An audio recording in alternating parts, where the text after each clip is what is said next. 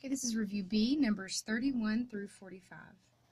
On number 31, it says let f and g be continuous functions, and it says that the integral from 0 to 10 is 22, and the integral from 0 to 10 of a half of gx is 7. The integral from 3 to 10 of f of x minus g of x is 3. What is the value of the integral from 0 to 3 of f of x minus g of x dx? So on this one, what I'm going to do is start out by finding the value of the integral from 0 to 10 of f of x minus g of x. So we're going to have to do the integral from 0 to 10 of f of x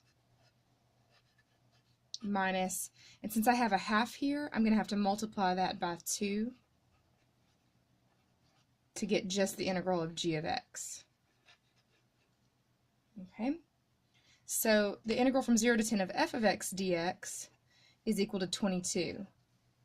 2 times the integral of 1/2 g of x dx is going to be 2 times 7, which is 14. Okay, so the integral from 0 to 10 of f of x minus g of x is equal to 8. Okay, so now we know that the integral from 0 to 10 is equal to the integral from 0 to 3 plus the integral from 3 to 10. Okay, so let's write it like this. The integral from 0 to 3 of f of x minus g of x dx plus the integral from 3 to 10, right? 0 to 3 and 3 to 10 would make 0 to 10 of f of x minus g of x dx has to equal 8. Okay, so the integral from 0 to 3 of f of x minus g of x is what we're looking for. We know the integral from 3 to 10 of f of x minus g of x is 3. Okay, so if I bring this down, the integral from 0 to 3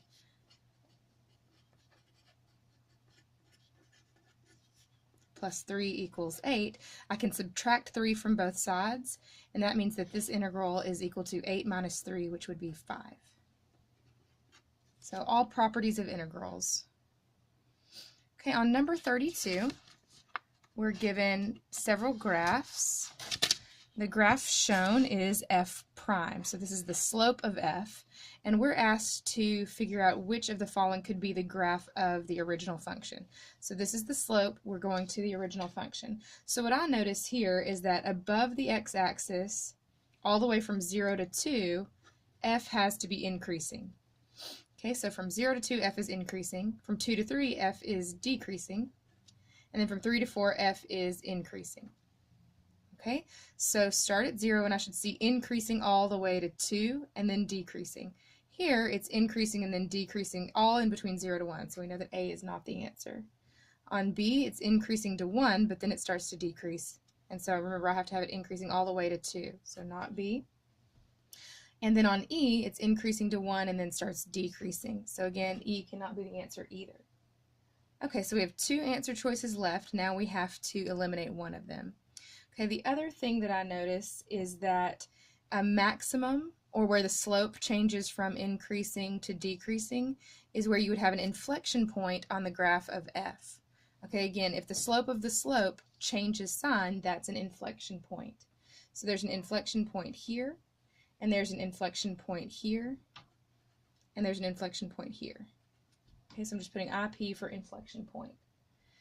Okay, so take a look at these two graphs, and notice that answer choice C is concave up and then changes to concave down at 1. It's concave down and then changes to concave up here at about 2.5. It's concave up, and then it looks like it changes to concave down at about 3.5. Just like we have these labeled. This curve doesn't change concavity until here, so we're not going to consider this one. It has to be C. Okay, moving on. Okay, on the next problem, we have the position of a particle traveling along a line is given by a differentiable function s.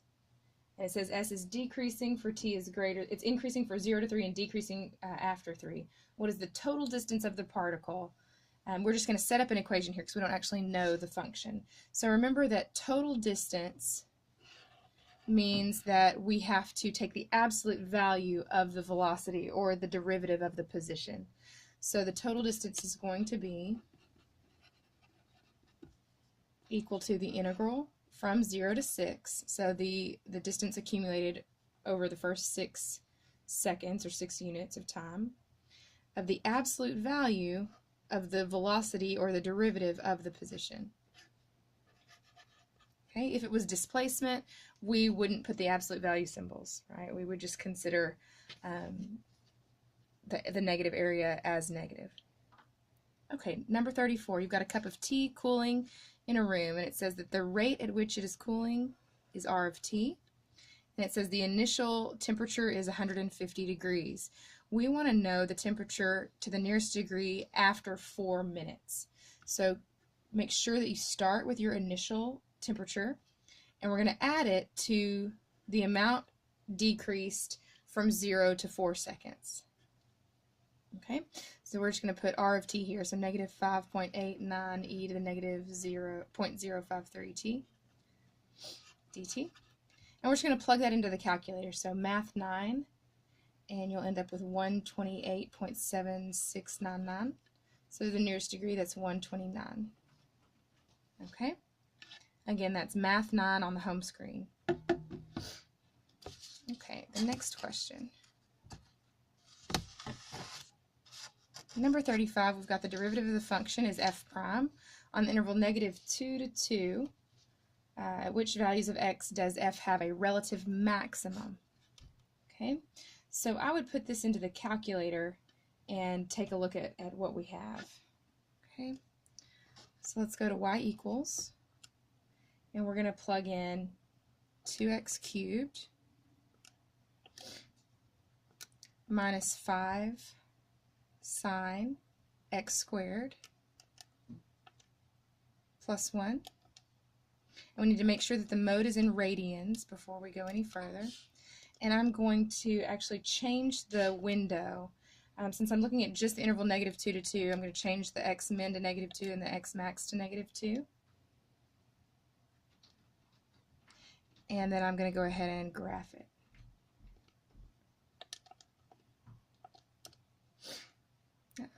Let's see, what did I do wrong there? The negative there accidentally. Okay, now let's see. So this is the graph of f prime. So what we're going to look at is where the slope goes from, or that rather the y value goes from positive to negative. That means that the original function would be increasing to decreasing. So that root right there, so second trace 2, left bound enter, right bound enter, enter again, and we get 0.5039. Okay, so again, we were looking at f prime. So that means the original function goes from increasing or positive here to negative here. So that's a maximum, and that occurred at 0.5039. Okay, number 36, you've got a table, and it says which of the following could be the values of the integral from 0 to 6 of f of x dx. So what I'm going to do here is find the left approximation and the right approximation, and then choose the value that's in between. Okay, so RAM would be equal to the change in x, or the width of each rectangle, which in each case it's 1. So since the width is the same for each rectangle, I'm going to put that width out front, and then I'm going to just add up the heights. Okay, it'd be the same thing as factoring out the width since we're multiplying it by each height. So the height for RAM would be 4. We use the right part of the rectangle, plus 10, plus 18, plus 28, plus 40, plus 54. Okay, when we add all those up, we end up with 154. And that's going to be an over approximation in this case. LRAM, again, the width is 1, and we'll add up the left values. So 0 plus 4 plus 10 plus 18 plus 28 plus 40. We won't use the 54 since this is the left rectangular approximation. Okay, and we're going to get 100. That's going to be an under approximation. So now we're going to choose an answer in between. 100 is the lowest, 154 is the highest, 126 is in between, 95 is too small, 180 is too large, so we're going to go with C. Okay, moving on to number 37. It says to use the graph that's shown to find the statement that is true. Okay, f of a is equal to 3. Well, that means that the y value at a is 3, and in this case it looks like it's 2, so that's false. F is continuous at x equals a. No, there's a removable discontinuity, so false. The limit as x approaches a is 2, so that means that the y value as x approaches a is 2. It looks to me like it's 3. Remember, you can cover up the hole. What is the y value approaching? That's going to be 3, so false. That means that D is true, and the limit does not exist. The limit does exist. Remember, we're concerned about what's happening around A, not at A. So that's false. The answer is D. Okay, 38, again, particle motion. We're given the position function is sine root t, and we want to know the velocity of the particle at the first instance the particle is at the origin. Okay, so we're going to need our calculator for this question. Let's go to y equals, and I would plug in sine square root t. I'm going to use x in this case. And I'm going to change the window back. Let's do 0 to 10. And we're going to graph it. Okay, so I can't really see where it crosses the x-axis, so I'm going to increase the window a little bit.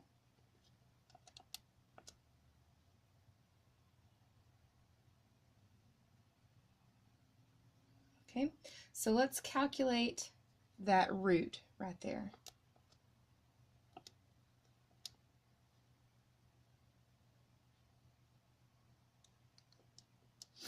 Okay, it looks like that's 9.869 or 9.87.